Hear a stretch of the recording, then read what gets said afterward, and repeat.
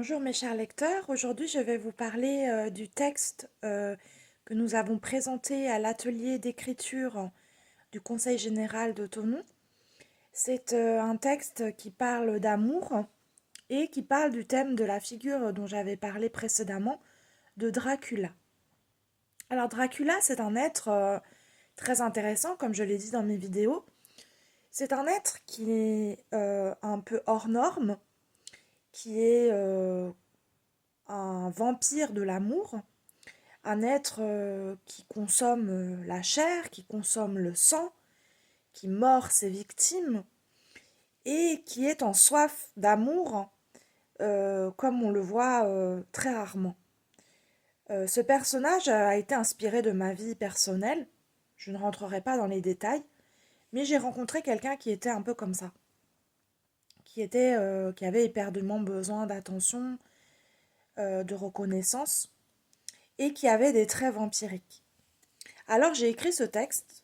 Il faut savoir que l'utilisation des contes populaires pour exprimer des émotions s'utilise beaucoup en psychanalyse pour les personnes qui peuvent avoir des vies difficiles, qui n'ont pas accès aux autres droits que les autres personnes. La thématique des contes permet d'exprimer du symbolisme et du symbolique et permet d'exprimer des émotions et des idéaux. Donc je vais vous lire le texte de Dracula qui est un texte très beau, très touchant. Euh, Malheureusement, cela reste une fiction. Cela appartient au domaine de la littérature.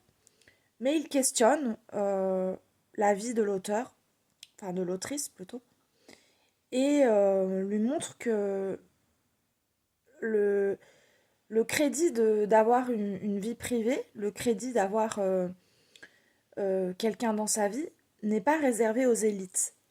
Vous pouvez être de classe modeste et avoir un amoureux. Il ne faut pas faire l'amalgame. Ce n'est pas parce que vous êtes défavorisé socialement que vous n'avez pas le droit de faire les choses comme les autres, de faire du sport, d'avoir accès à la médecine, de voyager. Voilà, ça ce sont des préjugés. Donc ce petit atelier que j'ai fait à Espace, l'association qui défend les personnes isolées, me permet d'exprimer mes émotions de femme, mes émotions de quelqu'un de sensible et de sensé. Alors je vais vous lire le texte. Dracula vivait dans une tour barricadée comme dans une prison. Il vivait dans un cercueil en bois par vœu d'humilité, mais il était aussi influencé par une volonté très forte d'être immortel.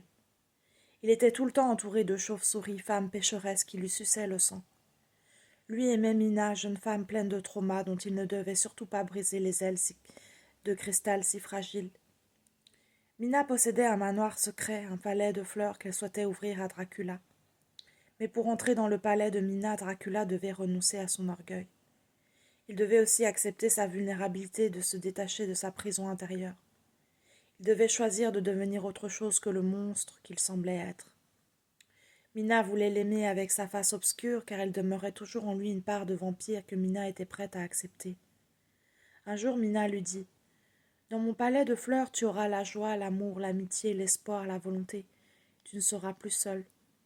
Tu seras avec moi au milieu de mes amis les fleurs. » Dracula lui répondit « Chère Mina, j'admire la beauté de ton palais, mais il faudra accepter que j'ai une part très sombre en moi. Voudras-tu m'aider à calmer mes démons ? » Oui, avec le temps nous calmerons tout ça.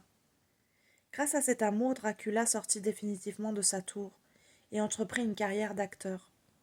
En touchant les gens à travers son métier, il développa son humanité. Pour fêter leur amour, Dracula offrit à Mina une bague en pierre de lune. Mina, devenue une belle princesse libre de tous ses traumas, lui offrit elle son jardin secret et l'emmena vers la fontaine de la pureté dans laquelle il se baigna. L'eau le purifia du mal. Ils firent l'amour et eurent un enfant qu'ils appelèrent Divina. Ils vécurent entourés d'animaux, chats, perroquets, chevaux, lapins, et encore bien d'autres heureux dans ce palais, et s'amusant parfois à jouer les vampires. Donc on voit des thèmes qui sont récurrents à la mythologie un peu gothique. L'immortalité. L'immortalité est une donnée qu'on retrouve dans le romantisme allemand et dans les idéaux de gothisme. L'immortalité, c'est l'idée de la source, c'est l'idée du fleuve, c'est l'idée de la forêt dont j'avais parlé déjà. L'immortalité, c'est la quête de Perceval, c'est la quête de bon nombre de figures de la littérature, et qui peut être aussi renvoyée à de l'orgueil, parce que l'immortalité, être immortel, c'est résister à la mort, c'est résister à notre condition d'homme, et c'est résister à Dieu. Donc quelqu'un qui se veut immortel, eh bien, il résiste en fait à, à l'impératif biblique d'être incarné, d'être des hommes et d'être pécheurs.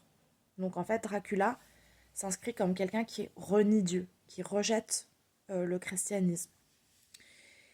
Et là, on voit la figure de Mina. Donc Mina, une femme fragile, une femme qui a des souffrances. Et on voit que elle a envie d'offrir des choses à Dracula, mais que comme Dracula est coincé dans son orgueil, eh bien, elle ne peut pas lui offrir toutes ces choses. Elle ne peut pas lui offrir son palais, elle ne peut pas lui offrir l'amour, elle ne peut pas lui offrir la protection, la douceur, la gentillesse. Elle ne peut pas, parce que Dracula est coincé dans son orgueil. Donc, il y a des thèmes que finalement... Alors après, Dracula, il se confesse. Donc, il y a l'idée de qu'il se confesse et que finalement, il va s'ouvrir, il va ouvrir son cœur à Dracula, à Mina. Donc, c'est une victoire de Mina. Mina a gagné la bataille quelque part. Mais c'est à double tranchant parce que Dracula, c'est quand même quelqu'un de compliqué. Hein. C'est pas, c'est pas Calimero, hein. C'est pas Pikachu. Enfin, c'est une figure quand même compliquée hein, au niveau social. C'est un être d'absolu, de passion, de luxure, de quelque part on peut dire de folie aussi quelque part que Dracula il est pas dans la réalité hein. Mina elle est totalement dans la réalité, elle est vulnérable, elle doit affronter sa vulnérabilité, elle doit se battre toute seule, elle doit trouver des solutions. Mina est dans la réalité, elle est dans l'amour du Christ, elle est dans l'amour de la bonté, elle se débrouille comme elle peut. Mais Dracula n'est pas du tout dans la réalité. Il est dans un autre monde, il plane, quoi. Donc on voit cette dualité entre une figure d'une femme qui est vraiment inscrite dans une réalité sociale euh, un peu naturaliste.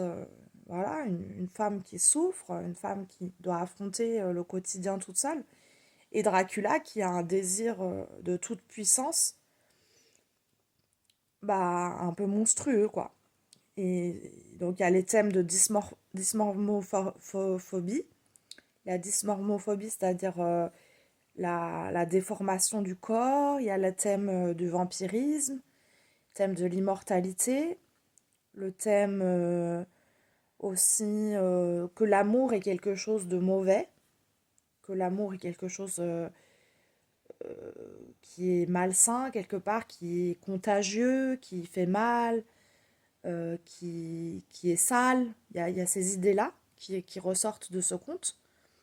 Donc il y a beaucoup de thématiques que j'ai explorées et je me dis, j'aimerais les approfondir. J'aimerais les approfondir en littérature. Alors si vous avez des idées d'auteurs, j'ai lu bien sûr Méphisto, j'ai lu Goethe, mais là il faudrait d'autres choses. Il faudrait d'autres figures. Ah, il y avait la figure de Barbe Bleue qui était intéressante, on m'avait proposé en atelier d'écriture. Peut-être explorer Barbe Bleue, à voir.